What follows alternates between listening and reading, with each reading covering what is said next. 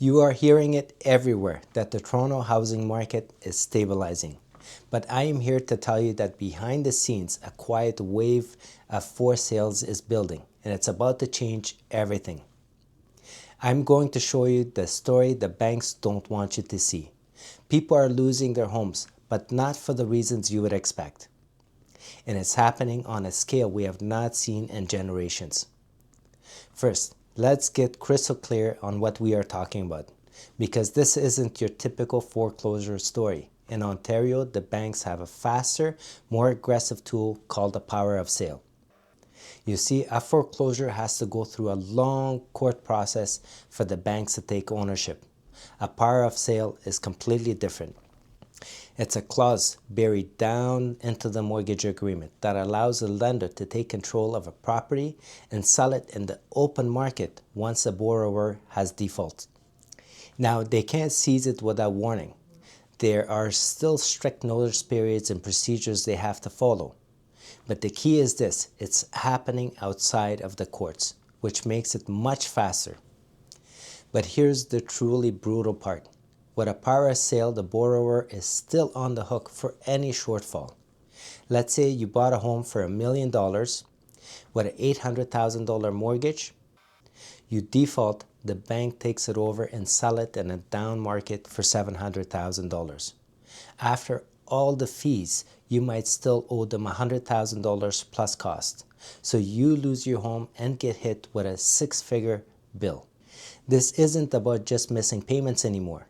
We're starting to hear stories, especially from those who use alternative or private lenders, of homeowners who never missed a payment, but were denied renewal because of their income had changed or their debt ratios were reevaluated and deemed too risky. The game has changed. A perfect payment history alone might not be enough to save you. So how bad is it? The trend is undeniable and it's picking up speed. In September 2025, the Greater Toronto Area recorded a staggering 472 active power sale listings. That's a 59% jump from the same period time last year. But that's just the official data. Broader estimates, which include less transparent cases, suggest the real number could be closer to 780 properties in the GTA. To give you some perspective, during the market mania of 2020 and 2021, we saw months with a handful of these listings. In September 2020, there were only 5. We've gone from 5 to over 470. This is a crisis hiding in plain sight. And this pain isn't spread out evenly. It's concentrated in special pockets, mostly in places like Brampton, Ajax, Stouffville, and Oshawa. These were the communities where people fled the city chasing space and where investors loaded up. Now they are ground zero for financial distress. Detached homes are leading the charge. But one of the shocking trends is the condo market, which now accounts for a significant and growing portion of all power sales across the GTA. So why is this happening now? The first and most obvious reason is what I call the peak buyer's trap. Just think about anyone who bought a home between late 2020 and the absolute peak of early 2022. Interest rates were rock bottom, sometimes under 2%. The fear of missing out was an epidemic. People were stretching themselves to their absolute financial limits, bidding hundreds and thousands over asking and waiving all conditions just to get their foot in the door. They were buying at the very top, assuming the music would never stop. Well, now they're facing a brutal hangover. In many of those suburban hotspots, homes have fallen back toward 2021 levels and in some cases even lower. Their equity, that financial buffer they were counting on, has vanished. They can't refinance because the house is worth less than what they owe. They can't sell because even if they did, they'd have to write a massive check to the bank just to cover the difference. They are trapped. They are underwater. Selling means financial ruin, but staying means staring down the barrel of a mortgage payments that are about to explode. For a growing number of them, The only option left is to stop paying and hand the keys back. If buying at the peak was the setup, the mortgage renewal is one of the biggest triggers setting off this explosion. Millions of Canadians took out mortgages during the pandemic boom. Many locked in for 5 years rate around 2% or even less. Those mortgages are now coming up for renewal, but they aren't renewing at the 2%. They're renewing at the today's rate. As of late 2025, even the best advertised 5-year rate are hovering around the 4% or higher. When you run the numbers, it's just brutal. On a $700,000 mortgage, jump from 2% to 5% isn't a small bump. It's an extra $1,200 to $1,400 every single month. That's $15,000 a year in new payments just to stay in the same home. After years of battling inflation, how many families have an extra $15,000 just laying around? This rate shock is devastating for regular homeowners, but for real estate investors, it's a death blow. The entire investor playbook for the last decade was built on cheap money and guaranteed price growths. Now, their once cash flow positive rentals have become money pits, bleeding hundreds or even thousands of dollars every single month. They can't carry the cost and they can't sell without taking a huge loss, so they walk away. Okay, I know this is a lot of heavy information, but if you are getting value out of this breakdown and want to stay ahead of the curve on the Toronto real estate market, do me a favor and hit that like and subscribe button. It really helps the channel and you won't miss our next update. As this situation unfolds, let's dig a little bit deeper into the investor problem. Because the condo market is the canary in the coal mine for the Toronto's entire housing ecosystem. During the pre-construction boom, investors gobbled up multiple condo units, often with tiny down payments and a hope and prayer strategy.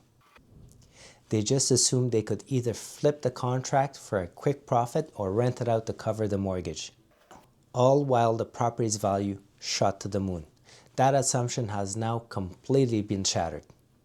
We have a flood of new condo completions hitting a market with soft rental demand and falling prices. Investors are facing a triple threat. Rents aren't covering their new high mortgage costs. They can't find a buyer willing to pay what they owe. And in many cases, the brand new unit is actually worth less than what they had agreed to pay for it years ago. This is why we're seeing the condo make up such a big portion of the power of sale condos in the city of Toronto. It's a systemic failure of a speculative model. We're seeing investors walk away from huge deposit on pre-construction units, list their units at a major loss, and of course, just let the builders or banks take it back, whenever the math does not make sense anymore. While interest rates are gobbling up the headlines, there are two other quiet factors making this crisis even worse. First, the role of private and alternative lenders. During the boom, when the big banks said no, a lot of desperate buyers turned into the B lenders or private lenders. These loans came with a much higher interest rate and shorter term. For a while, this worked fine. Rising home values meant borrowers could easily refinance back into the traditional mortgage when the private loan came due. That escape hatch is now closed. With falling prices and stricter bank rules, these borrowers are now stranded. They can't renew their high-interest private loans, and they can't qualify for a normal bank mortgage. The result is default. In fact, some reports suggest that private lenders are initiating a disproportionate share of power of sale filings. Arrears rates with these lenders are reportedly as high as 6% compared to under 0.5% at the major banks. The risk is concentrated right here. Second, the broader economy is starting to show cracks. The labor market is cooling and the unemployment rate is ticking up. The higher cost of living has already pushed family budgets to the absolute limit. For a household that was just barely managing their mortgage, a job loss or even reduced hours is the final push over the edge. All of this is leading to a new and pretty disturbing trend we're starting to hear more about.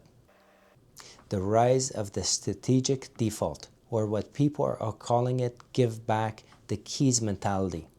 This isn't someone who is just a few weeks behind on a payment. This is often a calculated financial decision. The homeowner, usually an over-leveraged investor or a peak buyer, does the cold hard math. They realize they owe $900,000 on a property that's now worth $750,000. They know that even if they sell, they'll still have to cut a check for a $150,000 shortfall. Faced with that, on top of the crippling monthly payments, they make a choice to stop the bleeding. They just stop paying the mortgage and let the lender start the power of sale. It's a way of closing a massive financial wound, even if it tortures their credit. This is becoming an increasingly common, if unspoken, part of the Toronto's real estate story in 2025. So let's bring it all together. The explosion and power of sale isn't a fluke. It's the direct result of a perfect storm. Buyers who bought at the peak with maximum leverage, a historic mortgage renewal shock, and a speculative investor market that has completely imploded. These power sales are a critical leading indicator. They show us where the deepest stress is in the system.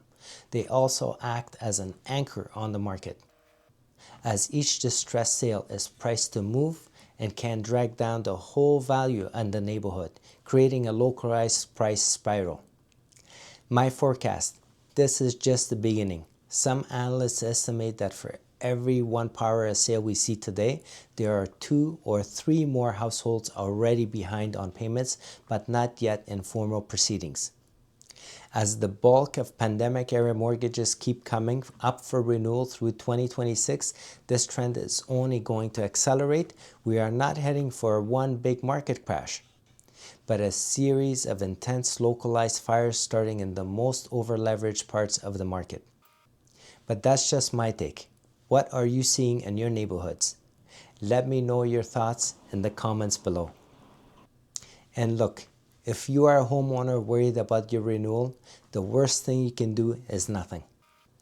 This market is moving fast. I have my finger on the pulse of the real estate market every single day. Please give me a call at 416-845-9872 to book a confidential, free, no obligation meeting. Let's build a strategy for your specific situations. Thanks for watching. See you next time.